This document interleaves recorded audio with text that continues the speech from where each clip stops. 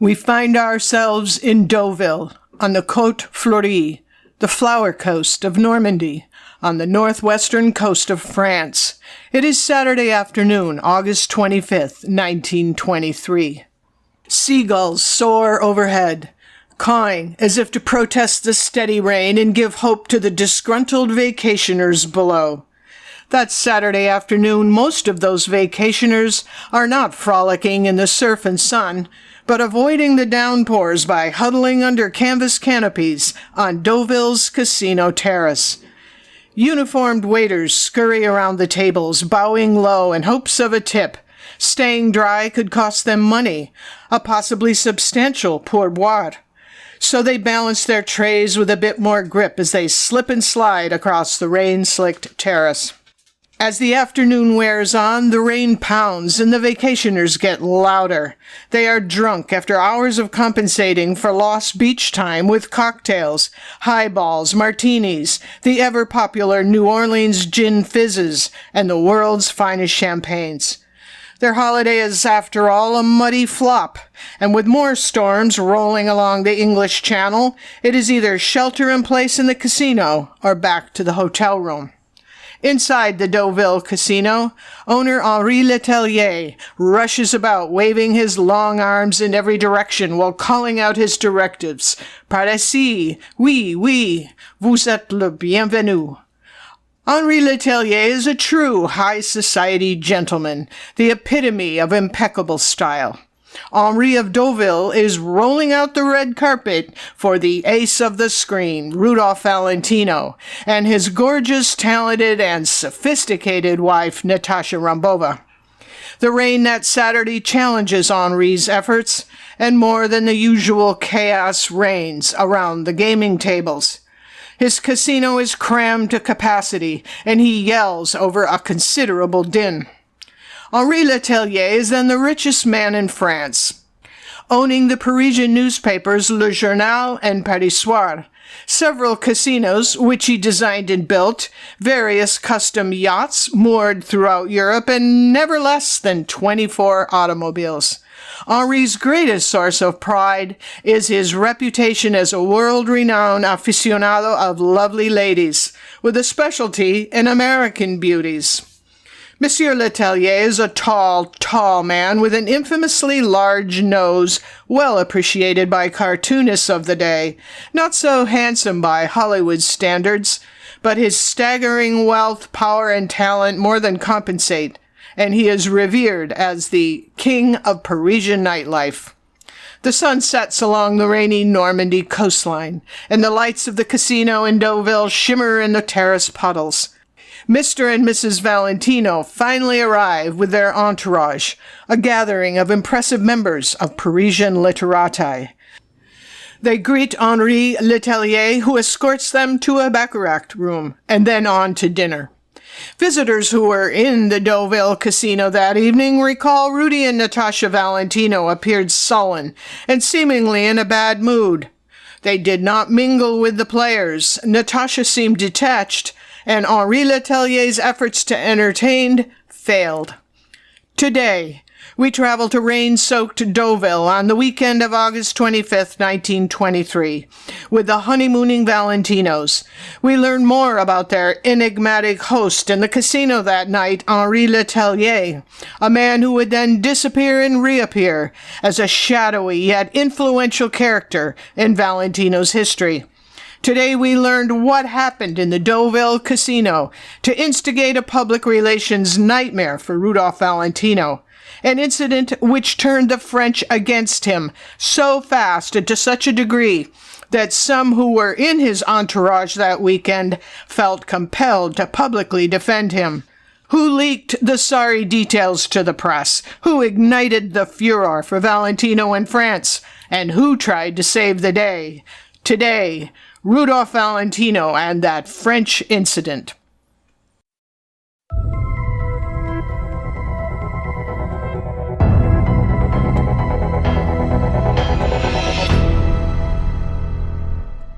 Ciao, I am Renato Flores, the very proud publisher of all the books on Rudolph Valentino and Natasha Rambova by Evelyn Zumaya Flores. and some translated by myself. I'm here today with Evelyn to discuss more about our always fascinating work. Ciao, Evelyn. Ciao, Renato. It's so nice to be here with you as always. As I shared in our opener, today we delve into an incident that for Valentino began in Deauville, a story of some extremely bad publicity and subsequent damage control, which is scarcely mentioned in Valentino histories.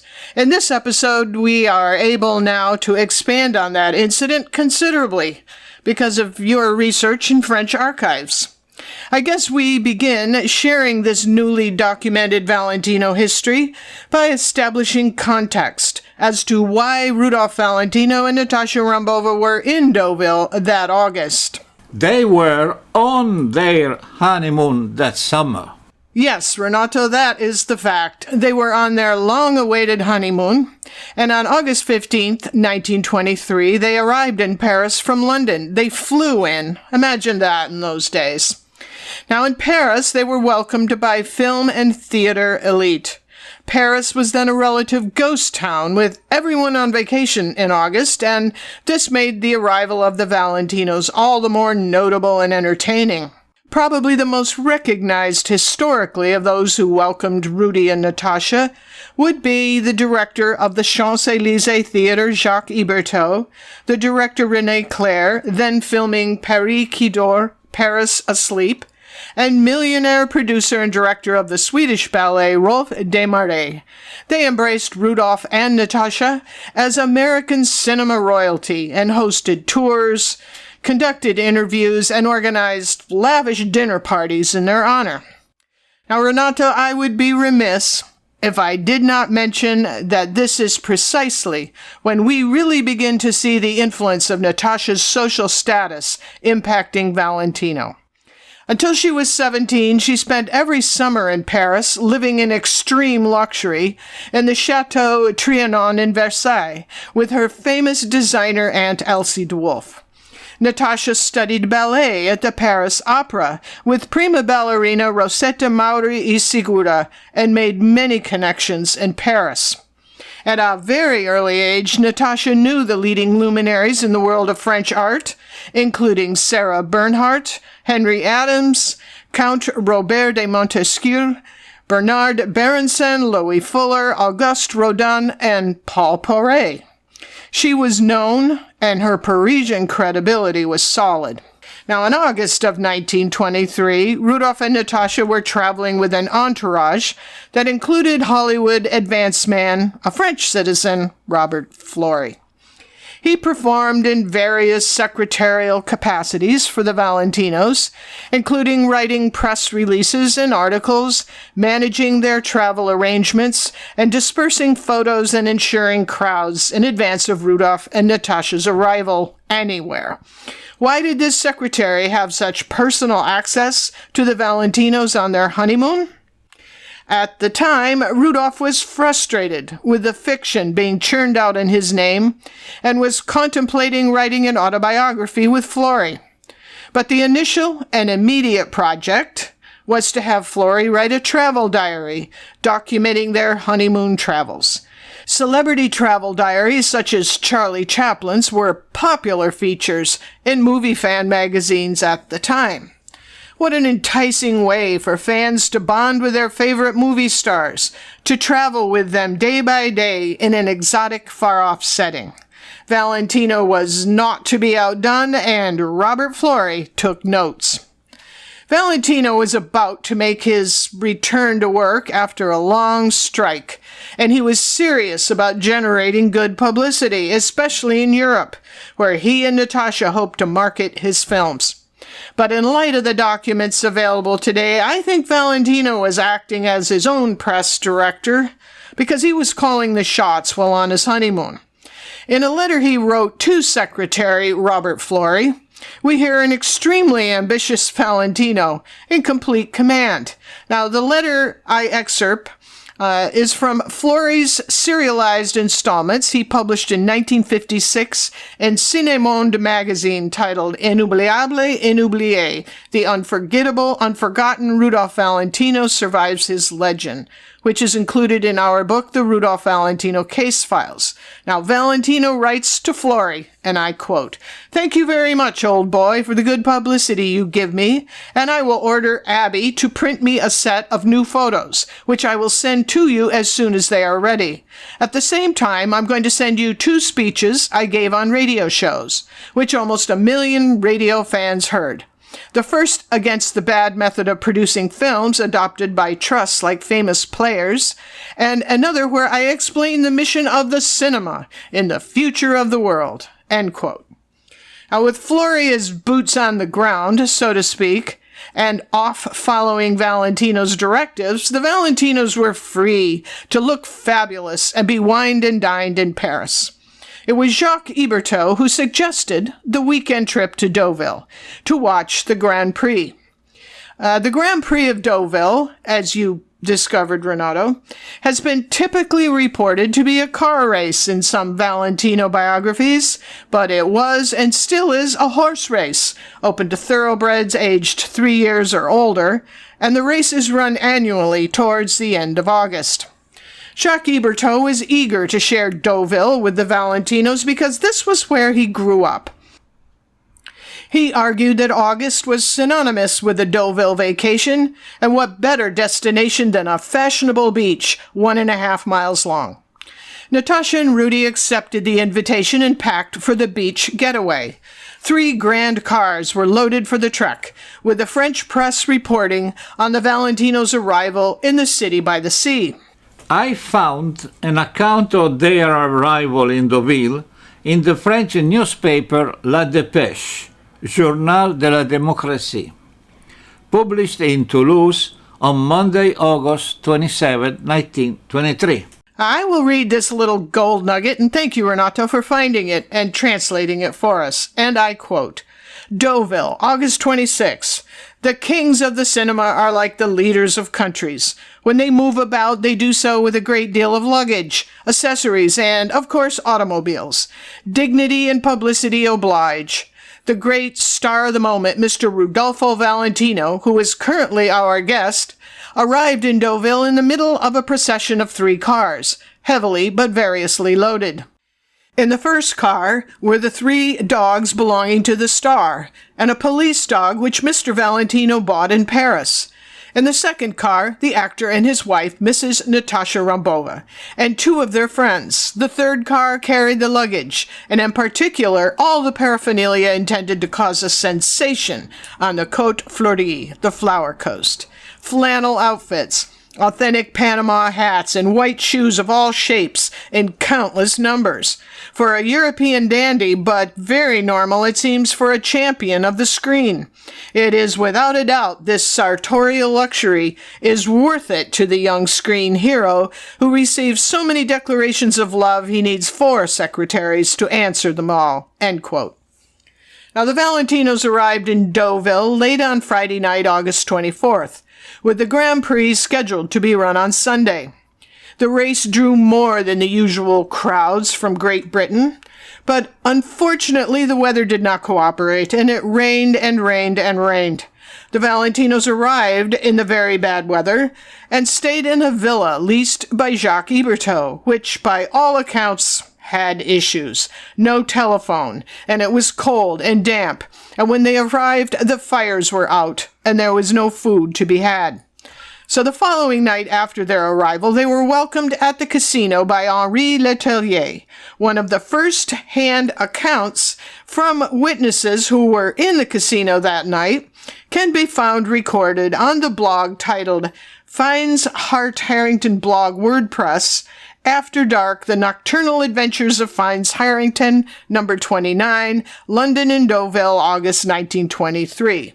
And I quote the passage describing the Valentinos' entrance.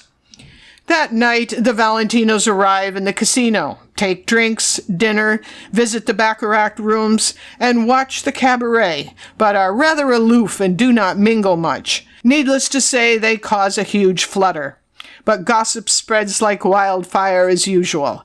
Mama comes back from conversations with her nearby groups of friends and tells us they are in ill humor and not happy with the weather or their accommodation. They are also disappointed with the casino, upset with the food, and rather disdainful of us all. Mrs. Valentino apparently has her nose stuck in the air and was heard to ask, "Where is the fashionable crowd? I can see no smart women and no smart men. What a cheek!"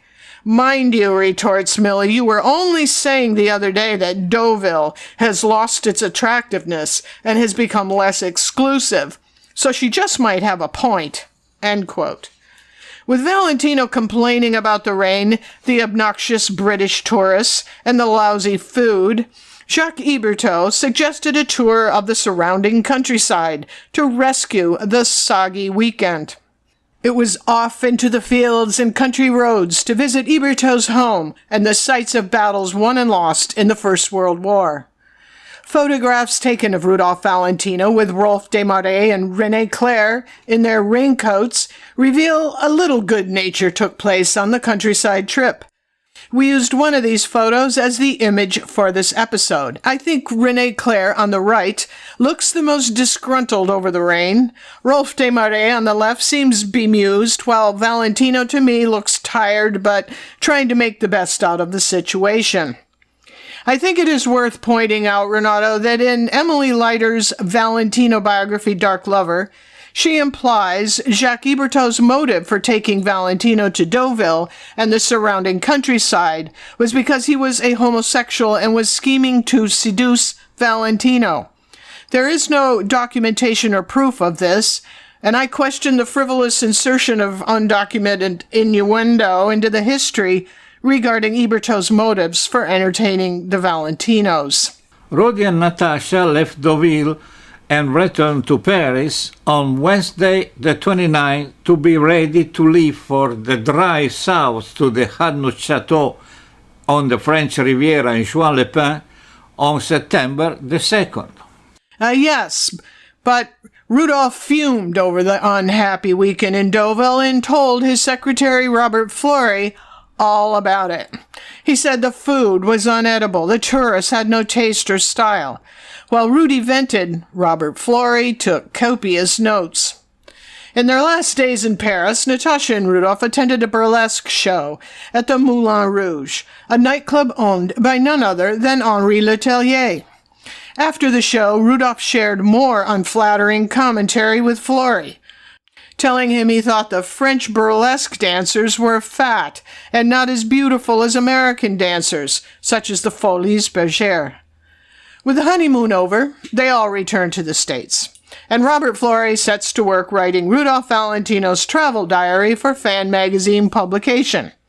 When the travel diary appeared as Rudolph Valentino's own story of his trip abroad by Rudolph Valentino in 7 installments in Movie Weekly, to Valentino's horror, his private comments criticizing Deauville, the evening in the casino, the tourists, the food, and the Moulin Rouge dancers, it was all included in the narrative. His fury with Fleury's betrayal and lack of judgment was promptly evident. From that moment on, Robert Fleury disappears completely from the Valentino narrative. More about that in a minute. But people were by then reading their copies of Movie Weekly, and the derogatory comments Rudy made about French women and Deauville hospitality were all laid out in gory detail. I excerpt a bit of the unwelcome reportage attributed to Valentino, and I quote, "Well, and so, thus arrayed, we betook ourselves to the casino, thinking to be dazzled by the fair women and exquisitely tailored men. It was most uninteresting. The people were most uninteresting. There were no smart women, literally none at all. There were no smart men. There was not even that aura, that atmosphere of the ultra-sophisticated, the ultra-smart, that we had so confidently looked forward to seeing. The people were mostly tourists, who had come there no doubt on the same mission of curiosity that had brought our disappointed selves. They were talking and laughing in loud voices, trying to make for themselves the gay and abandoned time they had thought to find ready-made for them. Any day on Fifth Avenue, any evening in any cafe in London, Paris, or New York, strolling in by the sheerest coincidence, I have found smarter-looking women and more correct and at-ease-looking men. And the cuisine was worse than the people. Poor Eberto seemed to feel that he was somehow responsible for the badly dressed women and the poorly served food. He explained that most of the really smart people were at distances away, and that anyway, Deauville was not what it had once been.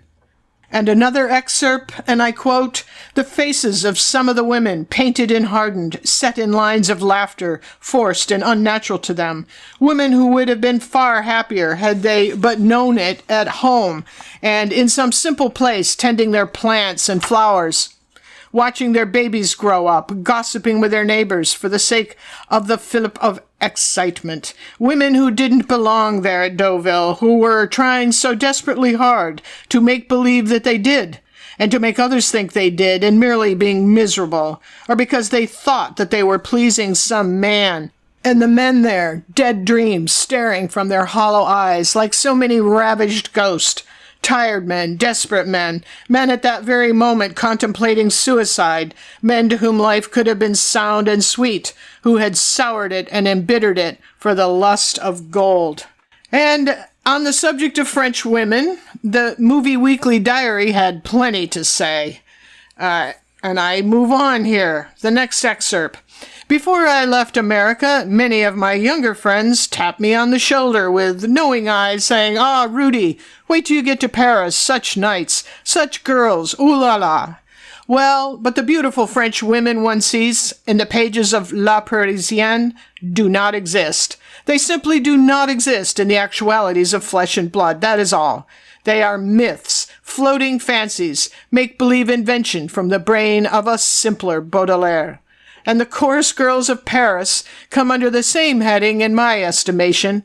We went to the Folies Bergères, for instance, and it was utterly passé. The production, the chorus girls I have mentioned, the whole ensemble was fearfully disappointing. The French chorus girls cannot begin to compete with the American chorus girls. They are simply not in the same class. The costumes at the Folies are gorgeous, but who cares to fasten his eyes and rivet one's attention upon a costume if the girl within the costume is not worthy of the eye strain, and they were not worth it at the Folies." End quote. And it got worse. Valentino's fan magazine First Person continued, and I quote, "Most of the girls, for instance, are fat. That surprised me, and I think it would surprise a great many persons who, like myself, doubtless imagine the French Folies girls as slim and sprightly sylphs, with flower-like limbs and porcelain throats. I was surprised. These girls were fat and half-naked. Nakedness, nudity, is the most beautiful thing in the world when it is beautiful, but when you see rolls of fat, ugly lines, then you see a parody of exquisiteness." End quote. Now, the leak of Valentino's criticisms was very bad news for him, as he hoped to charm French distributors and audiences, and with the appearance of Movie Weekly's travel diary, the exact opposite was about to happen.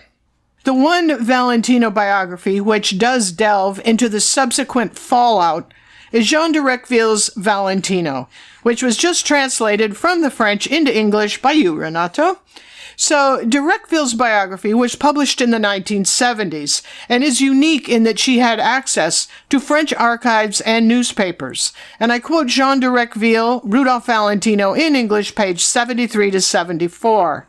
And I quote, "According to Yves Gros-Richard, author of the text of an illustrated biography of Rudolph Valentino, published in François, Rudy, when he was in Milan in 1923, told Robert Fleury his stay in Paris disappointed him greatly.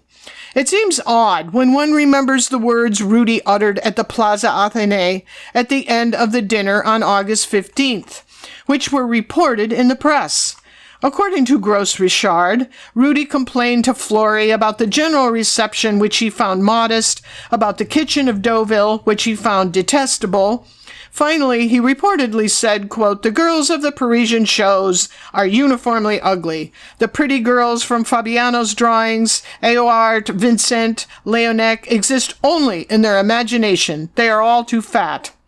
An American editor, wishing to take advantage, seizes this triple verdict to sprinkle pepper on it, and adds this to what Rudy never said. This is why in March 1924, we read in the magazine Movie Weekly an article highlighting these francophobic remarks made by Mr. Valentino, end quote.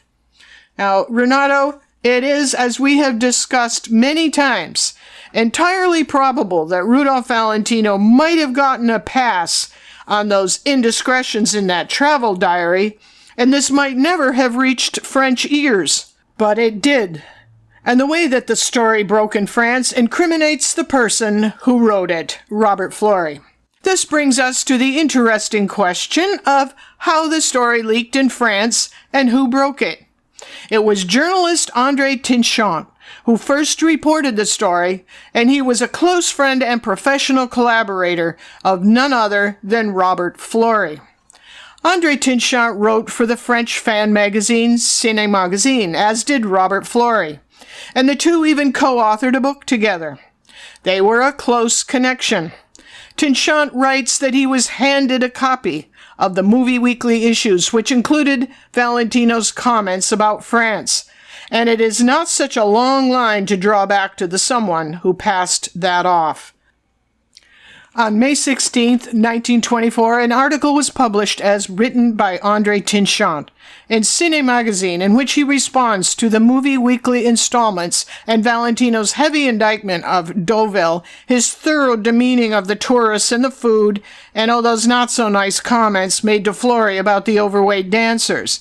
I quote André Tinchant's article titled "Rudolph Valentino Francophobic," and I quote, "I have had the opportunity to meet most of the foreign artists, American and non-American, who come to France, both for pleasure and for work. There is no one who has not told me they felt pleasure in living among us, and how they aspired to stay in Paris or to return. There is no one who has not given me the most flattering praise of our country and of us French. Whether their names are Rimsky, Mozhukin, Lusenko, Pearl White, Fanny Ward, Douglas Fairbanks, Charlie Chaplin, Griffith, or Mary Pickford, they all expressed unanimously towards us a feeling of gratitude for the welcome which has always been reserved for them. There is, however, a discordant note in this concert of praise, a note which comes to us from Rudolph Valentino, and I discovered by reading Movie Weekly, an American magazine published in weekly episodes, the memories of his trip to Europe. It is good for those who know Valentino's life, and for those who do not know him, at least in broad terms, despite the many fabulous interviews published by his press officer, to read in this comic book the most recent farce, these memories which are much more a confession of faith than a travelogue, end quote. When Valentino's dressing down of the French reached French ears, other columnists lit up their pages with heated response, and Rudolph Valentino was hurled deep into a fast-breaking publicity crisis. Two prompt and authoritative defenses of Valentino were published, one written by director René Clair and a second by Jacques Hebertot. René Clair sent Ciné Magazine his letter disputing the misconceptions, which provoked Tinchant's reaction. René Clair's defense was published in the May 30th issue, and I read his letter. And I quote, "Let a friend of Rudolph Valentino add a few words to the article you are dedicating to him in your issue of May the 16th, under the title Rudolph Valentino Francophobe. I only know of the article published in Movie Weekly as the extract you provide. For this reason, I cannot judge it. But I have the honor of knowing Rudolph Valentino, and I can say during their stay in France, Mr. and Mrs. Valentino only demonstrated sincere and very friendly feelings for France. If Rudolph Valentino severely judges the public of Deauville and those of the Folies Bergère, don't you think, as he did, that this public hardly represents France, but more just foreigners in France, which is not the same thing? I was in Deauville with Rudolph Valentino. If he was disappointed, it was because he found there very few French and so many unbearable foreigners. I must admit on that point I did not contradict him. On the other hand, during his walks in the Normandy countryside and on many other occasions, he never ceased to rave about the beauty of our country. All of this would have been nothing but of small importance if the title of your article were not aimed to divulge about one of the few sincere friends of France in America a false opinion. While so many American stars passing through Paris overwhelm us with compliments and empty promises as they do in all countries, Rudolph Valentino is the only one, I think, who has not spoken much, but who has begun to do something for the French people. He is the only one to have brought a Frenchman, his friend André Davin, with him to New York, to have encouraged him into the studios world, while doing nothing to neglect his success. He is the only one, to my knowledge, who tried to have a French film produced in America. This is a very recent matter, and I know well about this subject. Yet knowing the hostility towards France of the Anglo-German world of the Hollywood studios, and moreover of one of our supposed friends, we can only feel true gratitude towards Rudolph Valentino. Finally, he does not announce, like so many others, large work projects in France. He's the only one to really think about it. It is possible in the future he will allow me to give you details on this point. I would add, for his latest film, Monsieur Beaucaire, Rudolph Valentino hired, in addition to André Davin, a French girl, Paulette Duval, and he commissioned the costumes for the movie to a French artist. Don't you think all these facts are more significant than words whose interpretation generate only misunderstandings? I'm very sorry Cine Magazine, so well known in the film world, contributes to giving Rudolph Valentino a fictitious character which is not his. This is why I would be very grateful if you would publish this letter while awaiting the clarifications Rudolph Valentino will not fail to present to you himself. With thanks, please accept, René Clair. End quote. Now, Heberteau's letter was reprinted in an article attacking Valentino, which was published in the Commedia, May 31st, 1924, article written by J.L. Croze, which he titled The Affair Valentino. And I quote, I have no choice but to answer the question put on the table by Cine Magazine, which, on the basis of a travel diary published by an artist in an American magazine, reveals the lack of sympathy towards our country by Rudolph Valentino, now considered francophobic. I had refrained from taking a stand, and I still keep my opinion about our collaborator André Davin, who sent us a cable from New York last Thursday. Davin is not Valentino. It would have been better if the latter had personally given an explanation, which will come perhaps. In the meantime, regarding this story, among the 20 or so letters I have received, here is the opinion of Jacques Heberteau, director of the Théâtre Champs-Élysées, a friend of Valentino, and whose testimony Davin references.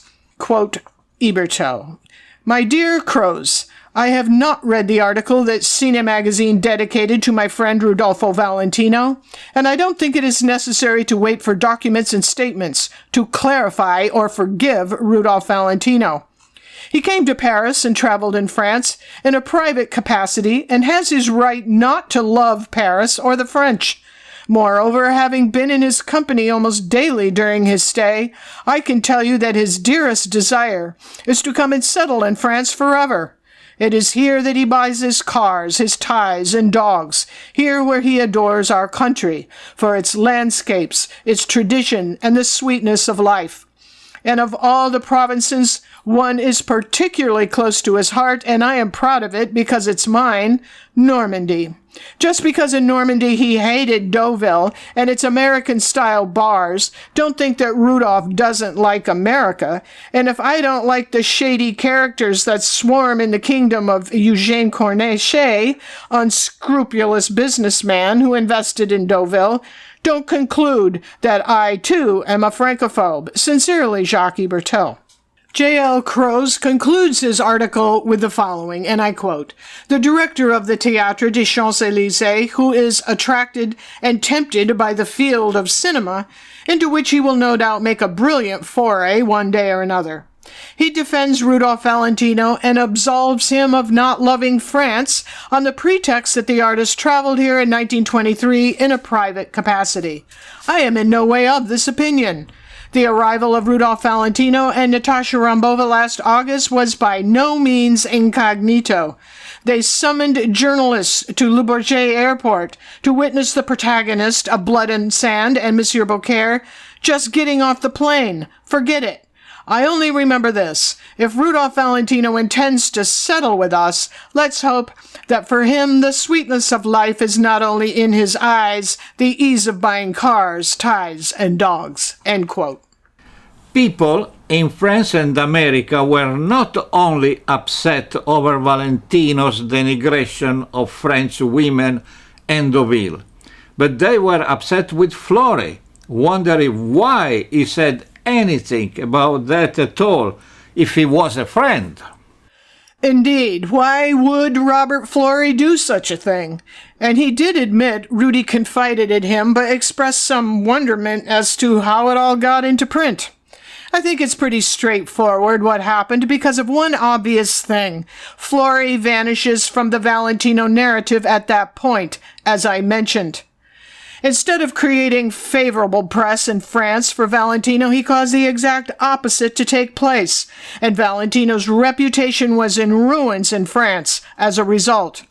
Granted, at the time, magazines and news articles became obsolete with the appearance of the next issue or edition, and Valentino no doubt believed it would blow over in this way. But he immediately fired Robert Fleury, and I learned about this when I interviewed Valentino memorabilia collector Mr. William Self in 2003. Mr. Self knew Robert Fleury well into the 1950s and said he was the only person who ever had anything bad to say about Valentino, and then added, quote, "But Fleury was the only person Rudy ever personally fired," end quote. Did Fleury hand the Movie Weekly evidence to Tinchant as a response to his being fired? Nevertheless, Valentino's francophobic content was in print and did not disappear with the next issue. It would be republished in subsequent reprints of the travel diary and in book form in my private diary in June 1929, 3 years after Valentino's death. Now, this faux diary, titled My Private Diary, is still believed to be the gospel truth about Valentino. It is not, and it was based on the original travel diary of the Valentino's honeymoon in 1923, which was a publicity piece serialized in the American fan magazine Movie Weekly, and also in the British magazine Pictures and Picture Goer in 16 installments. The ramification of Valentino complaining to Fleury about French women and the evening in the Deauville casino caused the unfortunate content to live on in the Valentino legacy, with the question posed forever, was Valentino a francophobe? I think this persisted in his legacy in great measure to Fleury's actions, because he included the very same material which got him fired in his book Hollywood Yesterday and Today, published in 1948, and again in 1966 in his The Magic Lantern, and as we have cited, again in 1956. But there was one Frenchman in this story who did not betray Valentino, Henri Letellier. No, he certainly did not, and he became instrumental in rehabilitating Valentino's reputation in France to a degree in the months before Valentino died. When Valentino returned to France in 1925-26, as documented and cited by Jean de Recqueville, Valentino made a point of meeting with journalists to continue making amends for those hurt feelings with the French. Henri Letellier played a role that January in Paris and in London by making those connections happen and positioning Valentino in a socially popular and renewed position of respect. So Henri steps forward once again in Valentino's life. Now, a bit of a sidebar here about Henri. Before he enters stage left again in January 1926, Renato, because he was involved in a curious and deadly love affair back in 1922, which resulted in a bizarre connection with Valentino. This tragedy involved Henri's overactive and colorful love life, and it went like this. On May 2nd, 1922, actress and world-class flirt Peggy Hopkins Joyce was dating, shall we call it, Monsieur Henri Letellier. As Henri's girlfriend, Peggy rejected the amorous advances of Chilean diplomat William Billy Errázuriz. She and Billy were in her Parisian hotel room, where he took the news so poorly. Despite his being a married man with a child, he was so stricken with Ms. Joyce's refusal to leave Henri, Billy went into the adjoining bedroom, put a loaded gun to his temple, and committed suicide. He died instantly on the hotel bedroom floor. Now, how did Rudolph Valentino play into this sordid event in Henri's life?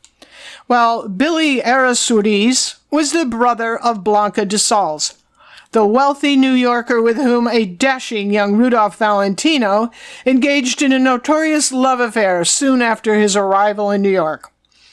During Blanca's resulting divorce, Rudolph was called to testify, and this is an aspect of his life story which has been more than covered in detail.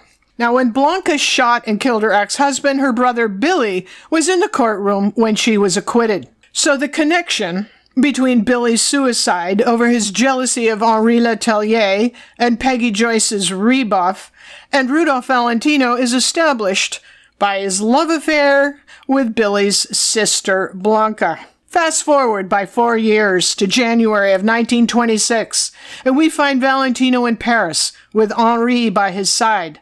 Henri and Peggy Joyce had long since parted ways, and Valentino's companion on that trip to London, Paris, and Berlin, shall we call her, actress Mae Murray, left France to return to the U.S. For much more on this, listen to our previous podcast, Rudolph Valentino and Mae Murray, Their European Affair. Now, after Mae left, Valentino returned to Paris for a weeks-long bender, ostensibly celebrating his divorce from Natasha, and with Henri Letellier making the key introductions and throwing all the parties.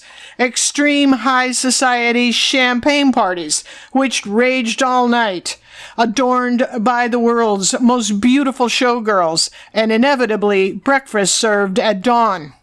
By that time, Henri had been elected mayor of Deauville and established himself as a global entrepreneur. He had just completed the reconstruction of the Parisian nightclub the Moulin Rouge after it was gutted by fire. To celebrate his club's grand opening, Henri imported Folies Bergère dancers and performers from the Gertrude Hoffman Exotic Dance Troupe in New York to stage a lavish burlesque show. The sidelined French dancers were furious with Henri and launched a sort of war against their American competition. Nevertheless, Rudolph Valentino and Henri Letellier enjoyed a lot of common ground in their friendship. All-night parties with beaucoup de lovely ladies. The parties Henri organized in honor of Rudolph were not short on champagne, beautiful women, or important French contacts in the theater and press.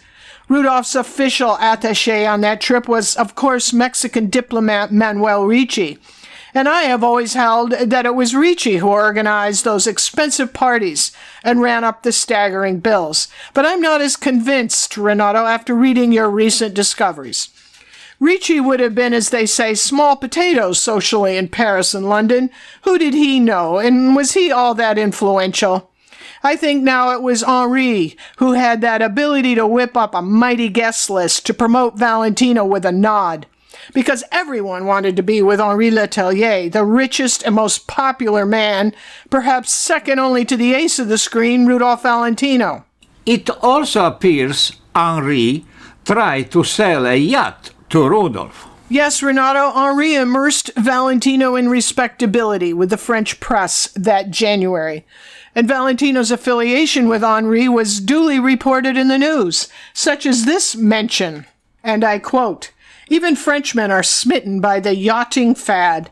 Among the most prominent are Henri Letellier, who spent the last fortnight designing novel and flamboyant seagoing raiments, which he plans launching himself at the Deauville season, when he will reappear as master of his own yacht, which he recently purchased. This vessel is the same which Letellier and the late Rudolph Valentino visited together in England last year." End quote. How much progress Valentino made with Henri, restoring his tarnished reputation in France, is not known.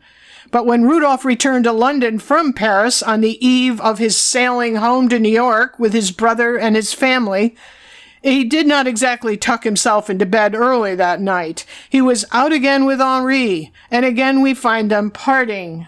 And I quote the South Bend Tribune from January 15th, 1926. The title of the article is "Society is Shocked," subtitled, "Henri Letellier entertains Valentino, who ignores continental beauties." Rudolph Valentino was the guest of honor at a sumptuous banquet and party given by Henri Letellier Wednesday night, which ended at 8 a.m. The chic amazed the galaxy of notable guests, including numerous titled women and noted beauties of European society, invited to meet and vamp him by ignoring everybody present except Rosica Dolly, who with her twin is playing here. Rudolph wandered aimlessly about during the early part of the evening, seemingly disinterested in all the charming and wealthy pillaresses of continental society who were presented to him, but grabbed off Rosica as soon as the Dolly sisters arrived after their performance. As the night wore on, the Sheik went to Pearl White's house nearby, where breakfast was served and a few last Charlestons danced. End quote. I think Henri Letellier played a significant role in Valentino's rehabilitation of his image in France, and had Rudolph not died within months, I think the francophobe allegation would have disappeared completely. It was not something that happened overnight, and Henri Letellier appears in mentions of Valentino in some nasty and racist French articles after Valentino's death. It's published in Le Quotidien on August 29, 1926, just a few days after Valentino's death. Parisian columnist Michel-Georges Michel remembers he met Valentino during one of the receptions given by the new mayor of Deauville, Henri Letellier. Michel recalls when Valentino arrived, there were 5 other men who were dressed like Valentino with the same sideburns and hair. Georges Michel claims Rudolph was the smallest, the least brilliant of them all, and says Rudolph appeared to be trying to imitate his impostors. Now, speaking of Natasha, Georges Michel concludes, in a short time, Madame Valentino has transformed Vassalino, the spaghetti eater, into a gentleman. Old feelings died hard, it appeared. Had Valentino lived, his French impressions might have improved with Letellier's continued efforts.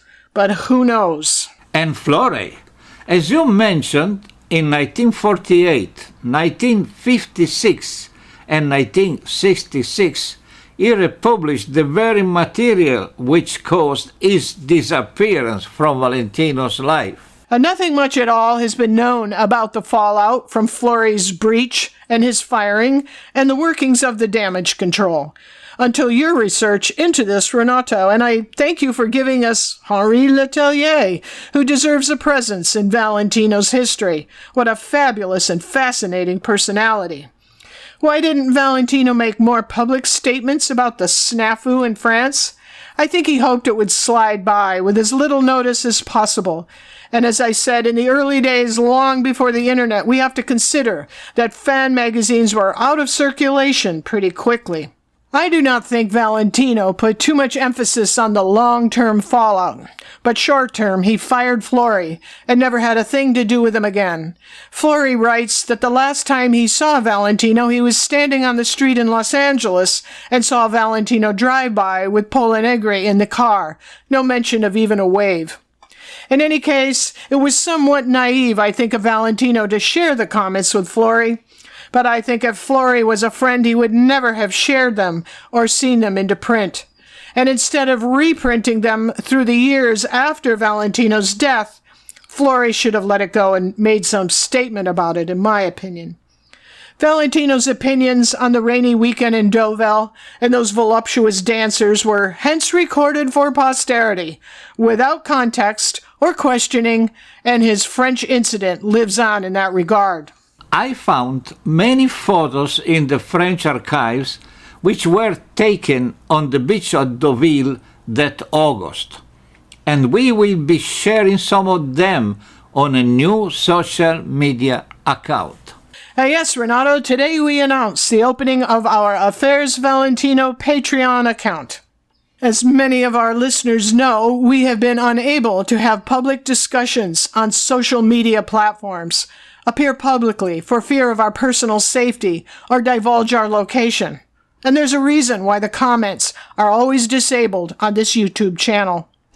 Lamentably, ever since the publication of my Rudolph Valentino biography titled Affairs Valentino 10 years ago, we have been persecuted by a few determined and destructive people who find any opportunity to post disgusting personal insults and defamatory comments about our work and publications. We welcome discussions and respect different opinions about our work, but these haters' comments are not legitimate criticisms, but malicious and frightening harassment. Most social media venues do not offer a feature to block such actions if you wish to have a public account. I guess free speech is the argument for that, but hate speech is not free speech, in my opinion. Patreon does offer that feature, and although an email and a subscription of $5 a month to Patreon is the ticket in, the incredible benefit for us is that we will now be able to conduct public discussions about our work on Valentino and Natasha Rambova with our subscribers without a continuous torrent of disturbing provocation. I hope you will all join us through the new link in the caption of this episode at affairsvalentino@patreon.com. And bear with us as we settle into our new online space.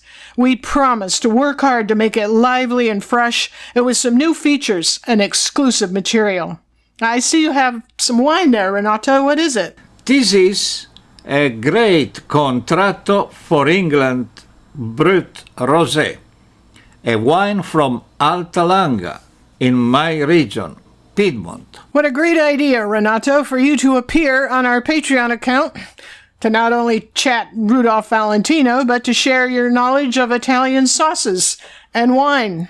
Yes, some marinara, a good pesto, and why not lasagna? Maybe we can find a recipe for that New Orleans gin fizz they were serving on the Deauville Casino Terrace, Renato. Now, in closing this episode, I want to thank everyone for their support and for listening and reading. It means the world to us. And here's to you. Are you going to open that, Renato? Yeah, sure. Okay. Chin chin. And please, find all of our books we have worked so hard to create on Amazon and other online book-selling venues. And for today, as the usual, I say, Fiat Justitia, Ruat Celum. And for the good guys, Arrivederci.